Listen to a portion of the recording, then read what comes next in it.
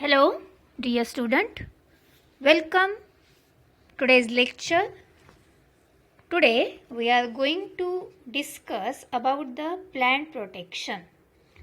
In this plant protection, there are different important pests and diseases on cotton crop and their control measures.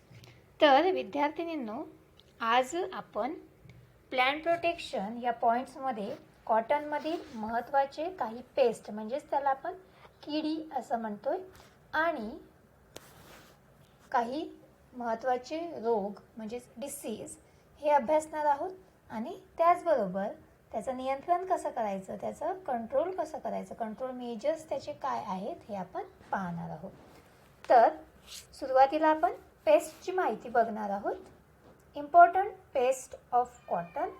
Cotton pest are divided into 2 groups. आता कॉटनचे जे paste आहे ते 2 ग्रुपमध्ये divide केलेले आहे. First is a pre flowering paste. Paste. These are usually sucking types pest attack the crop before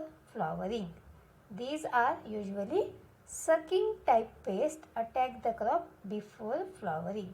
तर जे काही प्री फ्लॉवरिंग पेस्ट आहेत हे याला आपण सकिंग पेस्ट म्हणतो, म्हणजे रस शोषण करणारी किडी. Sucking type paste attack the crop before flowering. आणि हे क्रॉपवरती कधी अटॅक करतात तर बिफोर फ्लॉवरिंग म्हणजे फ्लॉवरिंग यायच्या आधी अटॅक करतात. आता ते पेस्ट कोणकोणते आहेत हे आपण पाहणार आहोत. These pest are aphid, jassids, thrips, white flies आणि माइट्स असे एकूण 5 पेस्ट आणि ज्याला आपण सकिंग पेस्ट म्हणतो हे या ठिकाणी दिलेले आहेत. यावरती 1 मार्काचा प्रश्न सुद्धा आपल्याला विचारला जाऊ शकतो. लिस्ट आउट और analyst the different sucking paste on cotton crop असं सुद्धा विचारलं जाऊ शकते.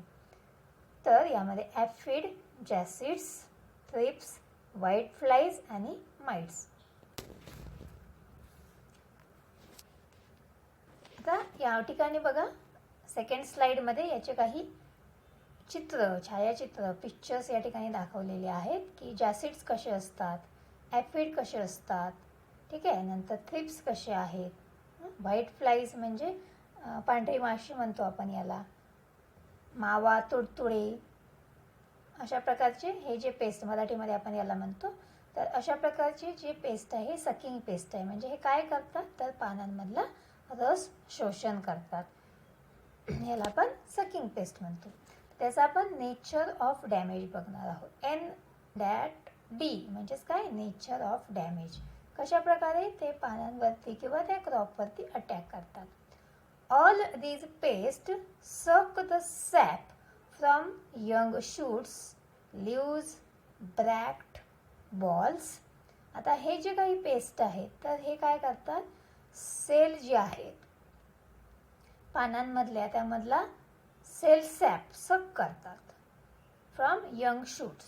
कशामधून तर जे काही टेंडर शूट्स आहे, पानं आहेत, त्याच्या खाचा आहे त्याला ब्रॅक्ट म्हणतो, किंवा बॉल्स आहेत, ठीक आहे, बोंड आहेत, यामधून ते रस शोषण करतात. This result in defoliation of leaves and bolls and ultimately reduction in yield. तर रस शोषण केल्यामुळे काय होते तर डिफोलिएशन ऑफ लीव्स म्हणजे पानांची गळती होते. त्याचप्रमाणे जे बोंड आहे त्याला आपण बॉल्स म्हणतो ते सुद्धा गळून पडतात आणि याचा एकत्रित परिणाम म्हणजेच काय होते तर उत्पादनामध्ये कमी येते, रिडक्शन इन यील्ड. याचं नेचर ऑफ डॅमेज 2 पॉईंट्समध्ये आपण सांगितलेलं आहे. बघा परत एकदा बघूया. All these pest suck the cell sap from young shoots, leaves, bract and balls. These result in defoliation of leaves and balls and ultimately reduction in yield. Control measure: seed treatment with कार्बोफ्युरॉन. आता याला control कसं करायचं, तर पहिली treatment दिलेली आहे seed treatment with carbofuran at the rate of 5%. At the rate of 5% by weight. म्हणजे ज्यावेळेस आपण कापूस कॉटनची सोईंग करतो तर त्यावेळेस आपल्याला सोईंग करायच्या आधी जे कॉटनचे सीड्स आहेत, बियाणे आहेत, त्याला ट्रीटमेंट करायची आहे आणि त्याला कार्बोफ्युरॉनची आपल्याला ट्रीटमेंट करायची आहे. म्हणजे त्या at the rate of 5% by weight, म्हणजे त्याच्या वेटच्या 5% आपल्याला कार्बोफ्युरॉन हे वापरायचं आहे. Second, application of 10% phorate granules.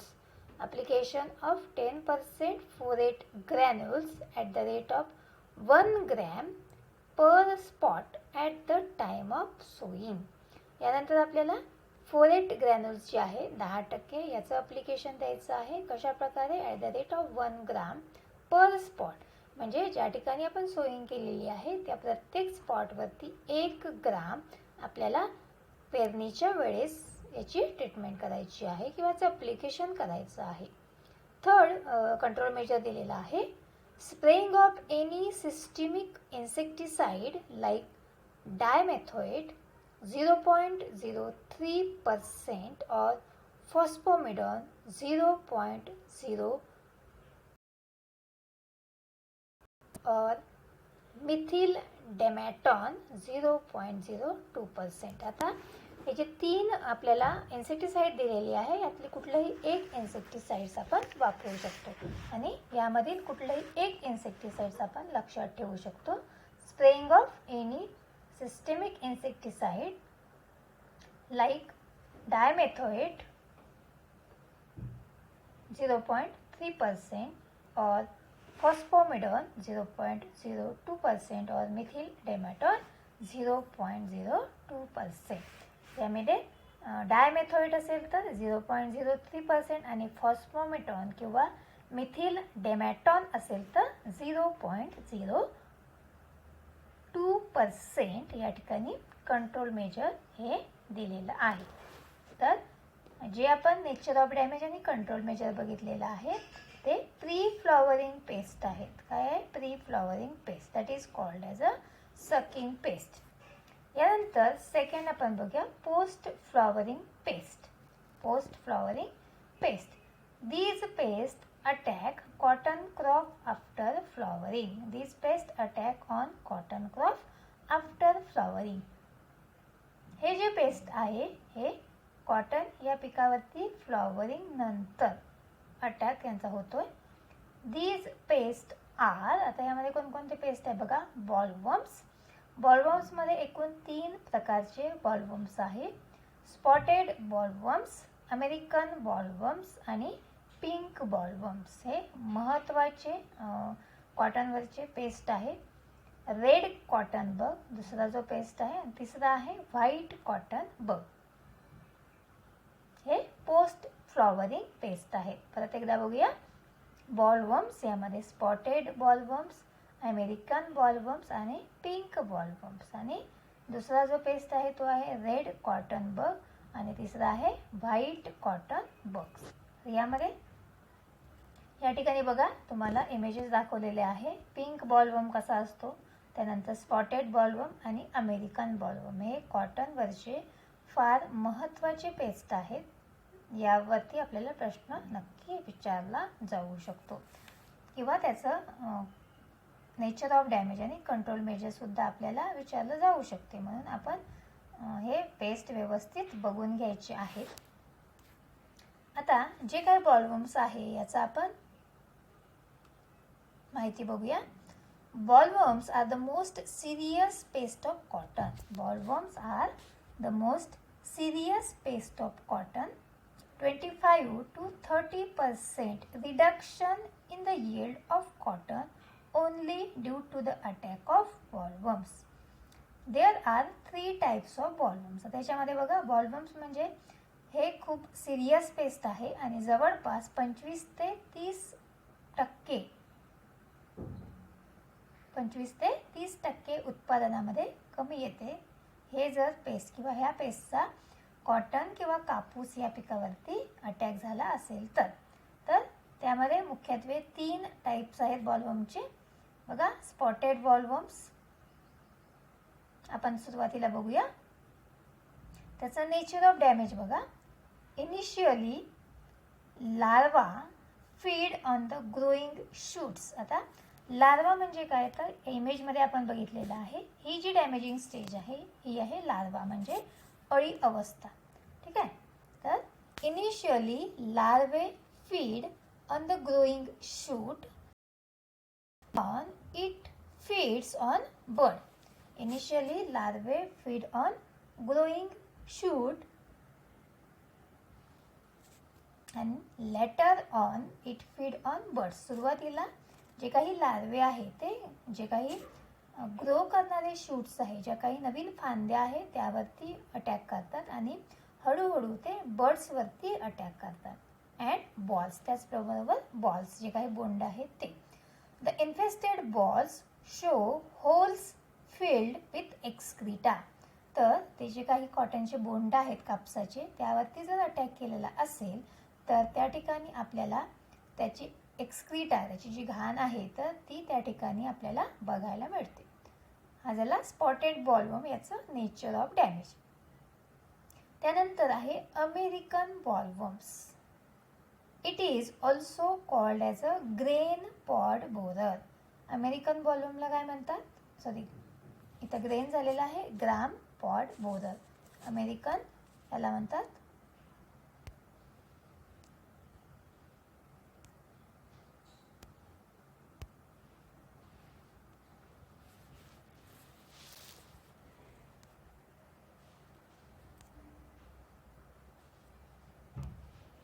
हे जे आहे ते आहे ग्राम पॉड बोरर.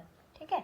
याला काय म्हणतात, ग्राम पॉड बोरर और हेलिओथिस borer or Heliothis borer. The larvae feeds on leaves and balls. The larvae feeds on leaves, पानांवरती आणि त्याचबरोबर त्या बोंडांवरती किंवा बॉल्सवरती ते फीडिंग करतात. While feeding, half part of the body of larvae remain outside the ball. आता हे जे अमेरिकन बॉलवर्म्स आहे हे या ठिकाणी जेव्हा फीडिंग करतात तर त्यांचा हाफ पार्ट हा त्या बाहेर असतो आणि हाफ पार्ट त्या बॉलच्या आतमध्ये असतो. तर या ठिकाणी बघा अमेरिकन बॉलवर्म्स या ठिकाणी आपल्याला इमेजमध्ये दिसतोय. तर तशा प्रकारचं त्याचं नेचर ऑफ डॅमेज असू शकते. ठीक आहे.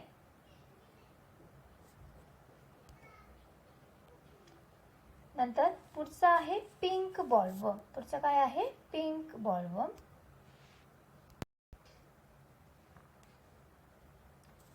It bores, that's nature of damage बघूया. It bores into the balls and feed on inner. It bores into the balls and feed on the inner content of damage is seen. Dropping of affected ball takes place. Dropping of affected ball takes place. आता यामध्ये pink bollworm हे सुद्धा spotted bollworms आणि American bollworms याप्रमाणे त्याचं damaging stage आहे किंवा nature of damage आहे. ते बॉल्सवरती फीड करतात, त्याचं जे आतमधलं इनर कंटेंट असेल त्यावरती, आणि आपल्याला दिसून येते की ते बॉल्सवरती त्याने फिडिंग केलेलं आहे. आणि त्याचं फिडिंग केल्यानंतर काय होते तर dropping of affected boll takes place. Dropping म्हणजे जे बॉल आहे तर ते काय होतात, ड्रॉपिंग होतात आणि खाली आपल्याला गळून पडालेले दिसतात. याचा आता आपण पिंक बॉलवर्म्स बघत आहोत. Nature of damage. It bores into the bolls and feed on the inner content. आता हा जो बॉलवर्म्स आहे पिंक बॉलवर्म त्याचं जे नेचर ऑफ डॅमेज आहे ते स्पॉटेड बॉलवर्म्स आणि अमेरिकन बॉलवर्म्स प्रमाणेच आहे. हे जे बॉलवर्म्स आहे हे सुद्धा जे काही कॉटनचे बॉल्स आहे त्याला आपण बोंड म्हणतो त्यावरती फीडिंग करतात, त्यामधल्या इनर कंटेंटवरती, आणि आपल्याला डॅमेज झालेलं दिसून येते. आणि त्यामुळे काय होते, dropping of the affected boll takes place, आणि त्यामुळे त्याचा फीड केल्यामुळे ते जे बॉल्स आहेत ते आपल्याला गळून पडालेले खाली दिसतात. त्याचं कंट्रोल मेजर आपण बघूया. आता तिन्ही जे बॉलवर्म्स आहेत, स्पॉटेड बॉलवर्म्स, अमेरिकन बॉलवर्म्स आणि पिंक बॉलवर्म्स, ह्या तिन्ही याचं आपण एकत्रितरित्या कंट्रोल मेजर पाहणार आहोत. स्प्रेइंग ऑफ एंडोसल्फॉन 0.06% or क्विनॉल फॉस 0.05% or monocrotophos 0.05% for 2 to 3 times at 15 days interval. पहिलं कंट्रोल मेजर बघा. ह्याच्यापैकी जे 3 आपल्याला दिलेले आहेत इन्सेक्टिसाइड्स, त्यापैकी आपण एक कुठलंही इन्सेक्टिसाइड वापरू शकतो. यामध्ये एंडोसल्फान ते 0.06% आहे, क्विनॉलफॉस असेल तर 0.05% किंवा मोनोक्रोटोफॉस असेल तर 0.05%. ते किती दिवसाच्या अंतराने वापरायचं आहे? जवळपास 15 दिवसाच्या अंतराने 2 ते 3दा आपल्याला त्याची फवारणी किंवा स्प्रेइंग करणं गरजेचं आहे. त्यानंतर सेकंड कंट्रोल मेजर आहे spraying of synthetic pyrethroids like cypermethrin at the rate of 3 ml per 10 liter of water, 10 liter of water, or permethrin at the rate of 2 ml per 10 liter of water is recommended under सर्व condition. म्हणजे जर त्या बॉलवर्म्सचा attack जास्त झालेला असेल तर आपण cypermethrin हे 3 ml प्रति 10 लिटर पाण्यामध्ये वॉटरमध्ये सोल्युबल करून वापरायचं आहे, किंवा पेरीमेथ्रिन प्रति 10 लिटर पाण्यामध्ये 2 ml हे वापरायचं आहे. तिसरं दिलेलं आहे spraying of NPV bio insecticides. आता याच्या व्यतिरिक्त आपण जे काही बायो इन्सेक्टिसाइड्स आहे ते सुद्धा त्याची स्प्रेइंग करू शकतो. आता आपण 2 प्रकारचे पेस्ट बघितलेले आहेत. सुरुवातीला आपण ट्री फ्लॉवरिंग पेस्ट बघितलेले होते. ठीक आहे. याच्यामध्ये ट्री फ्लॉवरिंगमध्ये aphid, jassids, thrips, white flies आणि माईट हे प्री फ्लॉवरिंग पेस्ट आहे, किंवा त्याला सकिंग पेस्ट असं आपण म्हणतोय. याच्या इमेजेस सुद्धा तुम्हाला दाखवलेले आहेत. त्याचं नेचर ऑफ डॅमेज आणि control measure. Nature of damage 2 points आहे, आणि कंट्रोल मेजर जे तुम्हाला सोपं वाटते ते तुम्ही लक्षात ठेवायचं आहे. नंतर पोस्ट फ्लॉवरिंग पेस्टमध्ये आपण बेसिकली जी सिरियस पेस्ट आहे, important serious pest, that is bollworms, हे आपण बघितलेलं आहे. यामध्ये स्पॉटेड बॉलवर्म्स, अमेरिकन बॉलवर्म्स आणि पिंक बॉलवर्म्स. याचे इमेजेस बघा. पिंक बॉलवर्म, स्पॉटेड बॉलवर्म्स आणि अमेरिकन बॉलवर्म्स. तर बॉलवर्म जे आहे ते तिन्ही जे आहेत त्याचं नेचर ऑफ डॅमेज जवळपास सारखं आहे, फक्त त्या तिन्ही याचं कंट्रोल मेजर आपण सेम बघितलेलं आहे. ठीक आहे. त्याचे इमेज आपण जर बघितले तर आपल्याला ते लक्षात ठेवायला सोपं जाते.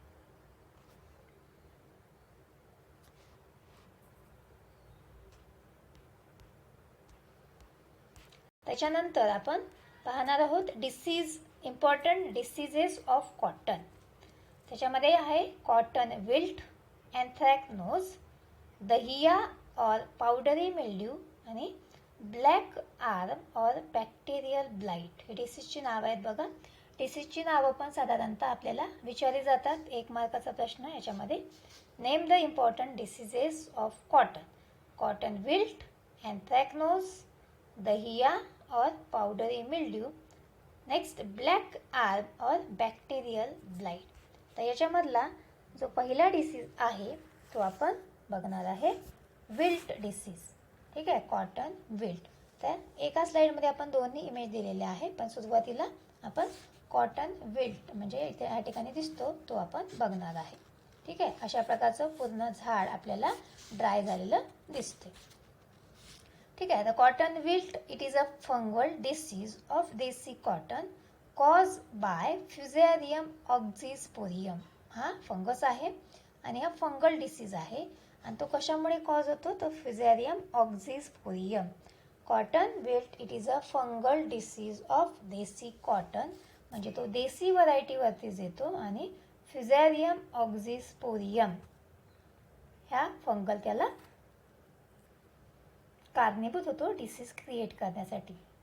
It is a soil born as well as seed born disease. It is a soil born as well as seed born disease म्हणजे हा जो डिसीज आहे कॉटन विल्ट तर तो जमिनीमध्ये याचे काही फंगस किंवा याचे काही ऑर्गॅनिझम राहू शकतात. त्याचबरोबर सीड बॉर्न म्हणजे सीडच्या आतमधलं जे कोटिंग असते, कवर असते, त्यामध्ये सुद्धा याचे जे फंगस आहे किंवा हे ऑर्गॅनिझम प्रेझेंट असू शकतात आणि आपण सोईंग केल्यानंतर त्या सीडलिंग्सवरती या रोगाचा प्रादुर्भाव होतो. तो सॉईलमधून असू शकतो किंवा सीडमधून सुद्धा असू शकतो. त्याचे सिम्पटम्स आहेत बघा. Disease appears after 1 month of the sowing. कधी दिसतो आपल्याला डिसीज, तर 1 महिन्याच्या सोईंग केल्यानंतर तो दिसून येतोय. Gradual withering and dropping of the whole plant. हळूहळू त्या झाडाची जी पानं असतात ती ड्राय व्हायला सुरुवात होतात आणि हळूहळू गळून पडतात आणि असं पूर्णपणे हळूहळू पूर्ण प्लॅन्ट आपल्याला ड्राय झालेलं दिसते. The wilting and dropping start from top to bottom. आणि ही जी प्रोसेस आहे विल्टिंगची किंवा ड्रॉपिंगची तर ही कुठपासून सुरू होते, टॉप टू बॉटम म्हणजे त्याचा जे वरचा शेंडा आहे तिथपासून सुरुवात होते आणि ते हळूहळू खाली त्याच्या मुळापर्यंत जाते. याचं कंट्रोल मेजर आहे बघा. Seed treatment with mercurial compound like ceresan. Seed treatment with mercurial compound like sirazon at the rate of 7 kg per seed. 7 gram per kg of the seed. ठीक आहे. Seed treatment with mercurial compound like ceresan at the rate of 7 gram per kg of the seed म्हणजे 1 किलोग्रॅमला 7 gram ceresan आपल्याला वापरायचं आहे. Then growing wilt resistant desi variety. ज्या काही देसी varieties आहेत त्या ग्रो करत असताना त्या ह्या रोगाला रेझिस्टंट असाव्यात अशाच आपल्याला ग्रो करायच्या आहेत. And third, grow American cotton varieties which are not affected by this disease. Grow American cotton varieties which are not affected by this disease. आणि अमेरिकन कॉटन व्हरायटी ग्रो करायची आहेत की ज्यामध्ये ह्या रोगाचा प्रादुर्भाव झालेला नाही आहे. ठीक आहे, अशा प्रकारे आपण कंट्रोल मेजर बघितलेला आहे कॉटन विल्ट या रोगाचं. बाकीचे जे डिसीज आहेत ते आपण पुढच्या लेक्चरला पाहणार आहोत.